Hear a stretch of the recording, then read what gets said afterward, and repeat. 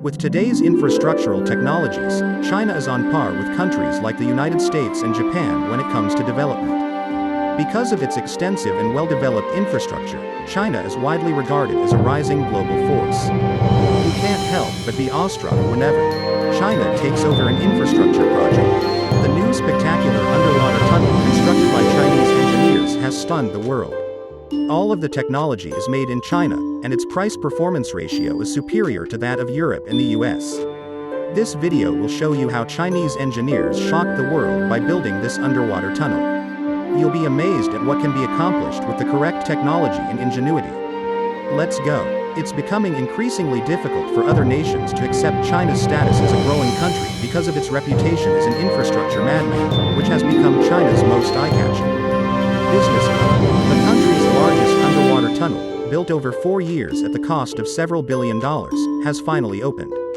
In China, allowing for 20-kilometer travel on a 6-lane highway 10 meters below the lake near Shanghai. As the longest underwater tunnel in China, this project is a significant technological feat. China has recently opened the country's longest underwater tunnel.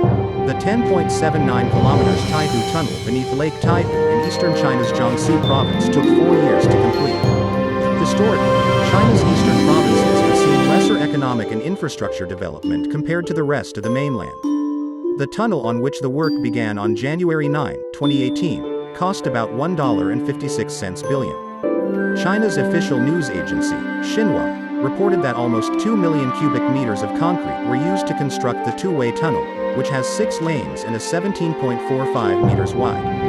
The tunnel's ceiling has been illuminated with colorful LED lights to reduce driver fatigue. According to the team associated with the tunnel's construction, automatic steel processing equipment and intelligent systems were used to assure zero sewage and dust discharge.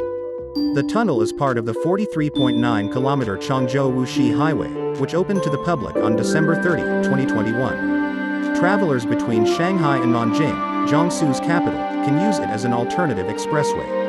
The 6-lane highway, which runs beneath Lake Taihu in Shanghai and is the country's longest underwater roadway. The Rifast Tunnel in Norway is about 3 kilometers longer, but the Lake Taihu Tunnel is wider.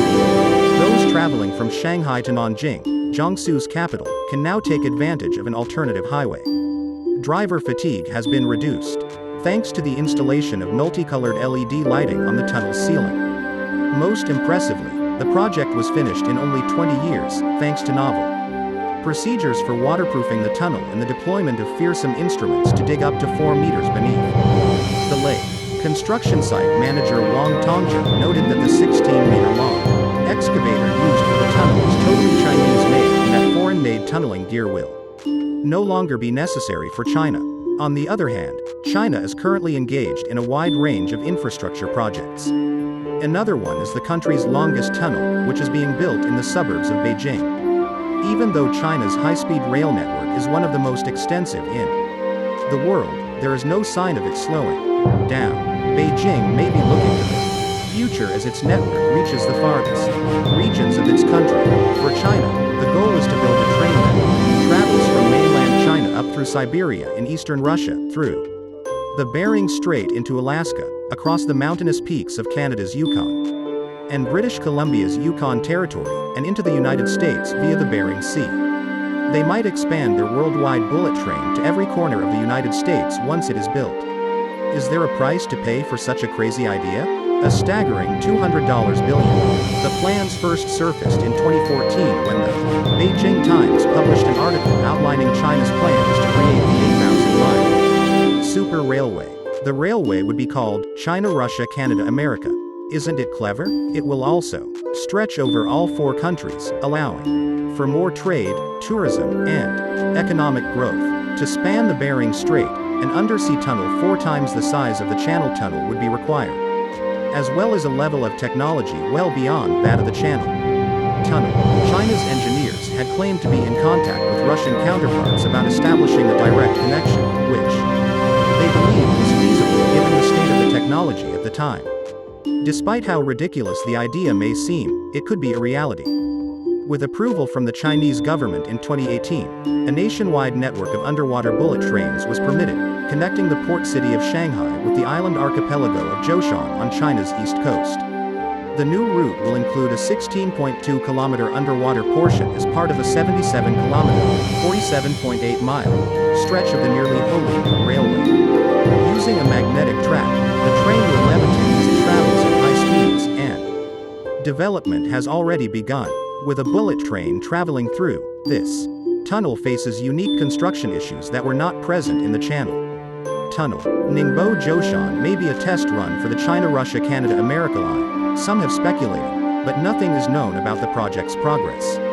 Another is a 123-kilometer long tunnel beneath the Bohai Sea, considerably larger than the one in Shanghai. Engineers in China may soon begin boring the world's longest submarine tunnel beneath the Bohai Sea. Estimated at 76 miles, 123 kilometers, in total length, it would be longer than both the Saikan Tunnel and the Channel Tunnel, the two longest underwater tunnels on Earth. Engineers will have to tunnel between two fault zones responsible for a number of devastating earthquakes in the last century to connect the thriving northern ports of Dalian and Yantai, and it will cost $42.40 billion to complete. Dalian and Yantai are only 105 miles away by road, yet the journey takes between 7 and 8 hours.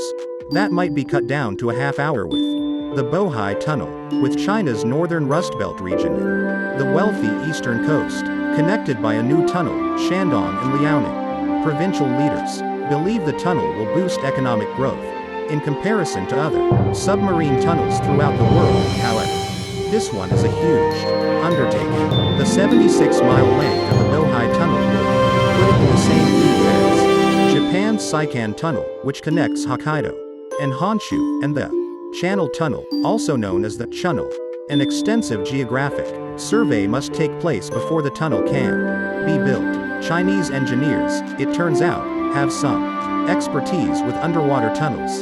The Jiaozhou Bay Tunnel, which connects Qingdao and Longdao, was finished in 2011, as did the Xiamen Tunnel in 2010, and the previously mentioned 20-kilometer, 6-lane roadway that runs beneath Lake Taifu near Shanghai.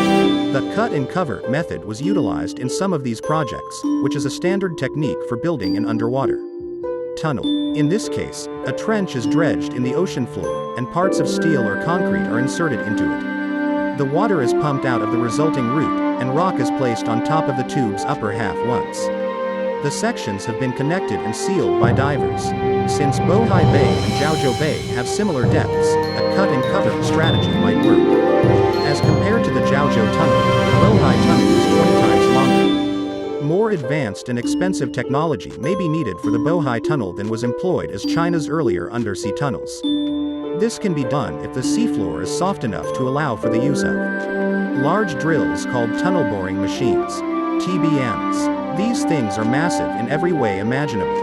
When it comes to the Channel Tunnel, or Channel, the TBMs utilized were 2 football fields long, and could drill 250 feet every day.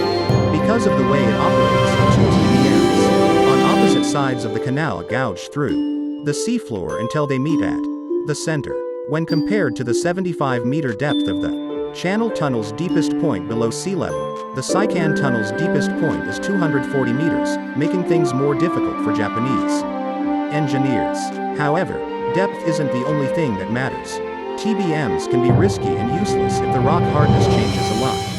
Even though the Japanese attempted to use TBMs, they were forced to switch to 2,800 tons of dynamite. Due to the varying type of rock in the seabed, the procedure is known as drill and blast. On the whole, this strategy is riskier than the other two. Many leaks occurred during the Saikan Tunnel construction, one of which resulted in financial losses and the deaths of 4 workers.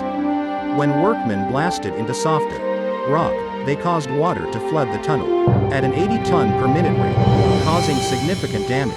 For what it's worth, the drill and blast procedure was utilized in both of China's prior undersea tunnels. To be able to resist earthquakes of a magnitude of 8.0 or higher, the Bohai Tunnel will have to deal with 2 significant fault zones, not just depth and length. The Tanlu and Zhangjiakou Penglai fault zones in modern China have been the cause of constant seismic activity.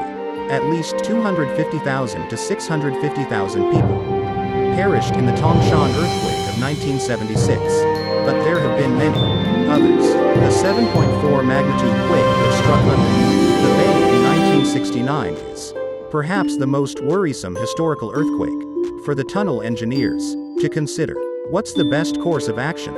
An oceanography professor at the China's Ocean University of China, Li Sangzhong, said that the solution was to strengthen the tunnel walls so they could resist an earthquake with a magnitude of 8. It will cost a lot of money to protect a big undersea tunnel against the kinds of earthquakes that have brought down entire cities. Shandong and Liaoning are reportedly contributing $16.30 billion in total. However, the price is already out of their reach because these tunnels usually always exceed budget. Examples include the Chunel and the Saikan. The timing is a little difficult because of the high price tag of the tunnel. But since the Bohai Tunnel isn't just a useless vanity project, its completion will be the best in the world, and it will even serve as a useful learning experience for the nation.